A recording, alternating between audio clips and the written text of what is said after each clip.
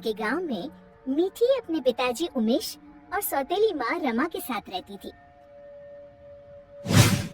उसकी सौतेली माँ उससे बहुत काम करवाती। मीठी, कुएं से पानी लेकर आओ। हाँ माँ, अभी लाती हूँ। रास्ते में धूप से बचने के लिए वो एक लीची के पेड़ के नीचे खड़ी हो गई। तभी उसका ध्यान लीची के पेड़ की तरफ गया। लगता है इसको पानी की जरूरत है। मैं आज इसमें थोड़ा पानी जरूर डालूंगी।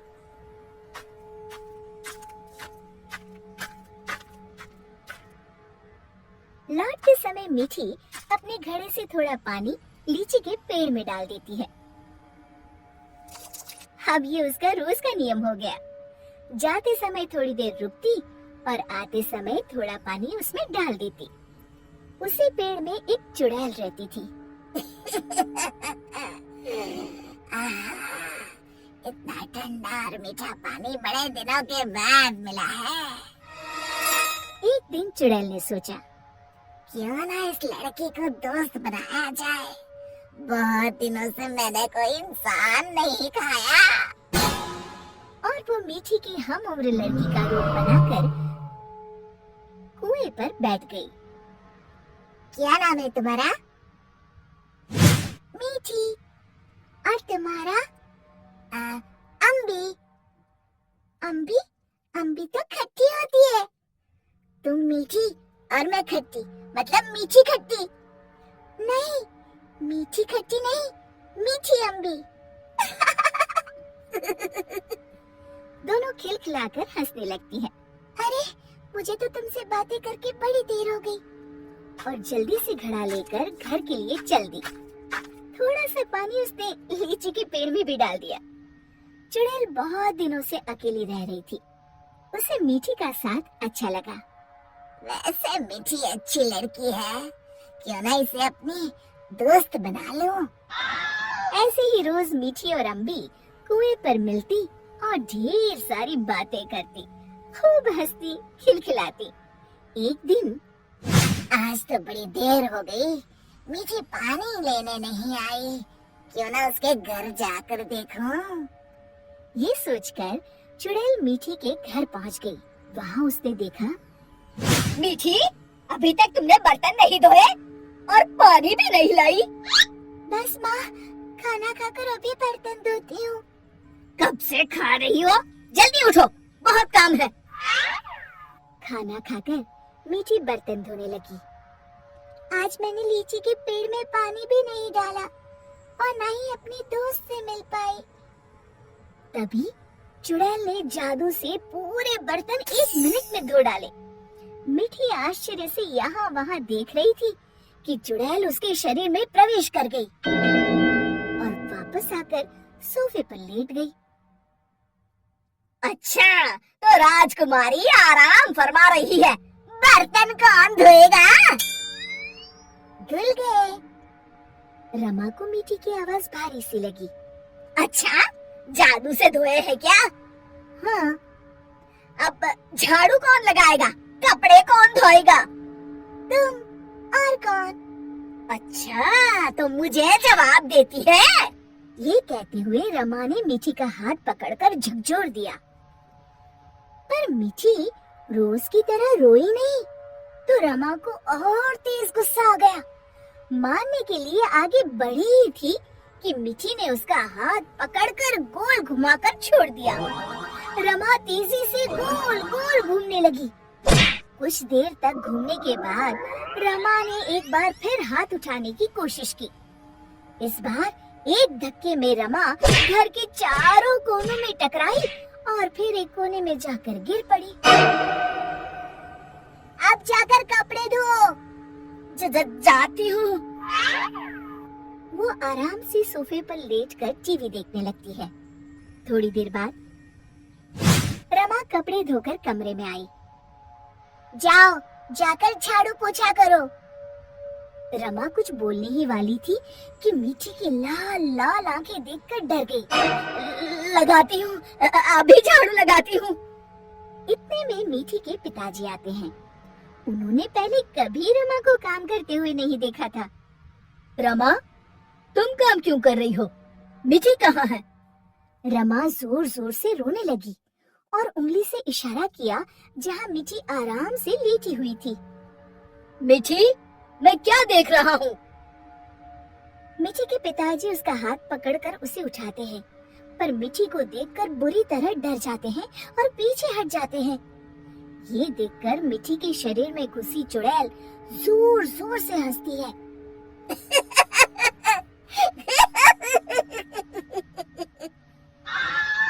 उमेश समझ जाता है कि मीठी पर चुड़ैल का साया है। कौन हो तुम और यहाँ कैसे आई?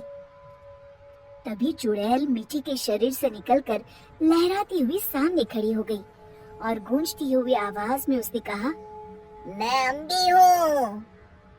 क्या कहा? अम्बी मतलब लीची वाली चुड़ैल?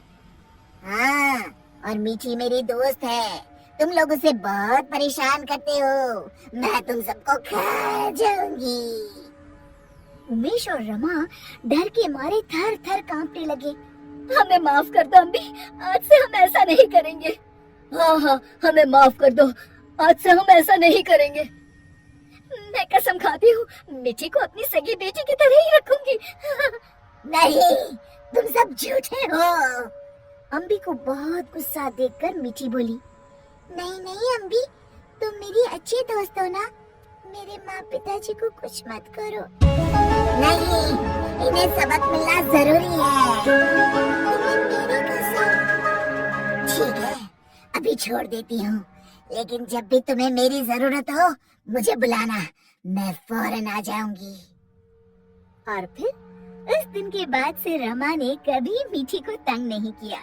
शिक्षा: हमें किसी के भोलेपन या मजबूरी का नाजायज फायदा नहीं उठाना चाहिए।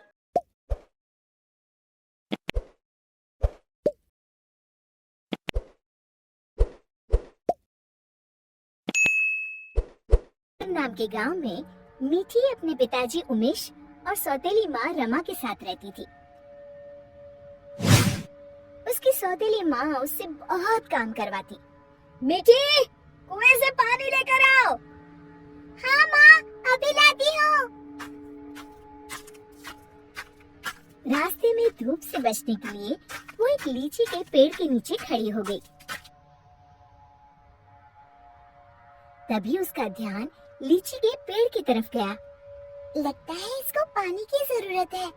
मैं आज इसमें थोड़ा पानी जरूर डालूंगी।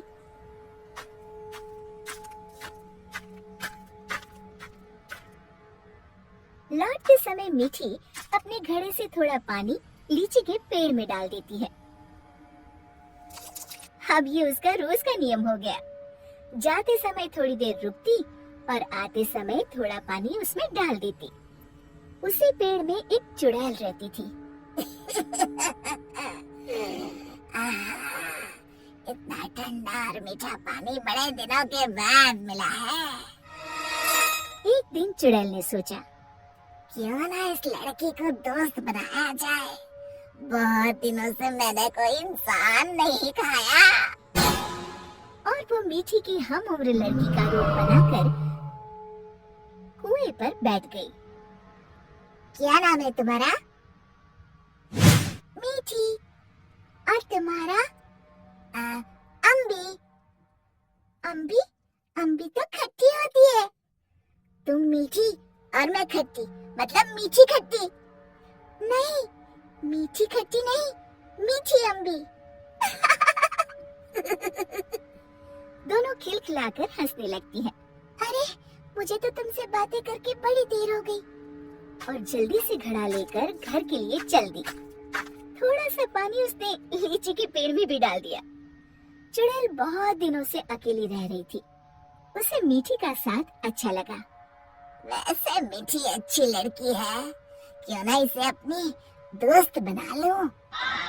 ऐसे ही रोज मीठी और अम्बी कुएं पर मिलती और ढेर सारी बातें करती, खूब हंसती खिलखिलाती।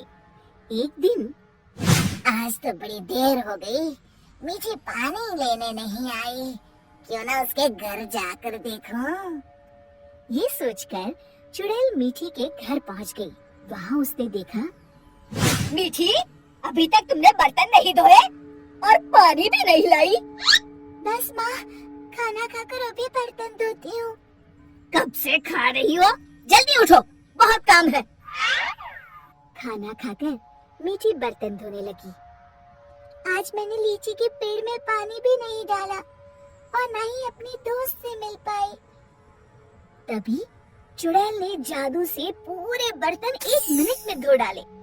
मीठी आश्चर्य से यहाँ वहाँ देख रही थी कि चुड़ैल उसके शरीर में प्रवेश कर गई और वापस आकर सोफे पर लेट गई। अच्छा, तो राजकुमारी आराम फरमा रही है। बर्तन कौन धोएगा? धुल गए। रमा को मीठी की आवाज भारी सी लगी। अच्छा, जादू से धोए हैं क्या? हाँ। अब झाड़ू कौन लगाएगा? कपड़े कौन धोएगा? तुम। और कौन? अच्छा, तो मुझे जवाब देती है। ये कहते हुए रमा ने मीठी का हाथ पकड़कर झकझोर दिया, पर मीठी रोज की तरह रोई नहीं। तो रमा को और तेज गुस्सा आ गया। मारने के लिए आगे बढ़ी ही थी कि मीठी ने उसका हाथ पकड़कर गोल घुमाकर छोड़ दिया। रमा तेजी से गोल गोल घूमने लगी। कुछ देर तक घूमने के बाद रमा ने एक बार फिर हाथ उठाने की कोशिश की। इस बार एक धक्के में रमा घर के चारों कोनों में टकराई और फिर एक कोने में जाकर गिर पड़ी। अब जाकर कपड़े धो। जाती हूँ। वो आराम से सोफे पर लेटकर टीवी देखने लगती है। थोड़ी देर बाद रमा कपड़े धोकर कमरे में आई। जाओ, जाकर झाड़ू पोछा करो। रमा कुछ बोलने ही वाली थी कि मीठी की लाल लाल आंखें देखकर डर गई। लगाती हूँ, अभी झाड़ू लगाती हूँ। इतने में मीठी के पिताजी आते हैं। उन्होंने पहले कभी रमा को काम करते हुए नहीं देखा था। रमा, तुम काम क्यों कर रही हो? मीठी कहाँ है? रमा जोर जोर से रोने लगी और उंगली से इशारा किया जहाँ मीठी आराम से लेटी हुई थी। मीठी, मैं क्या देख रहा हूँ? मीठी के पिताजी उसका हाथ पकड़कर उसे उठाते हैं, पर मीठी को देखकर बुरी तरह डर जाते हैं और पीछे हट जाते हैं। ये देखकर मीठी के शरीर में घुसी चुड़ैल जोर जोर से हंसती है।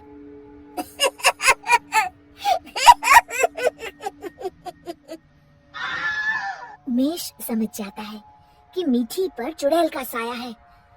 कौन हो तुम और यहाँ कैसे आई? तभी चुड़ैल मीठी के शरीर से निकलकर लहराती हुई सामने खड़ी हो गई और गूंजती हुई आवाज में उसने कहा, मैं अम्बी हूँ। क्या कहा? अम्बी मतलब लीची वाली चुड़ैल?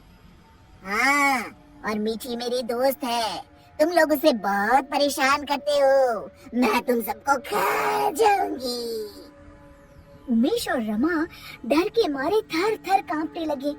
हमें माफ कर दो अम्बी, आज से हम ऐसा नहीं करेंगे।